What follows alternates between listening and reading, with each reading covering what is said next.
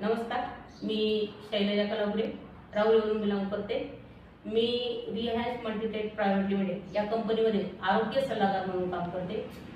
1 महिन्यापूर्वी या मावशींना आपण अमृत ज्यूस आणि ऑर्थोजी दिलं होतं, तर आपण त्या मावशींकडूनच ऐकू की त्यांना कसा रिझल्ट लागलाय ते। नमस्कार मावशी, तुमचं नाव काय? तुम्हाला काय त्रास होत होता? मला गुडघे दुखत होते, पाठ दुखत होती, तुम्हाला अजून काय काय फरक पडला? डोकं दुखत होते, डोकं दुखत नाही, पोटे दुखत होते, पोटे दुखायचे काही मुंग्या वगैरे येत होते का? तळपायचे तळहाताचे। बर, अजून डोकं दुखायचं बंद पडलं?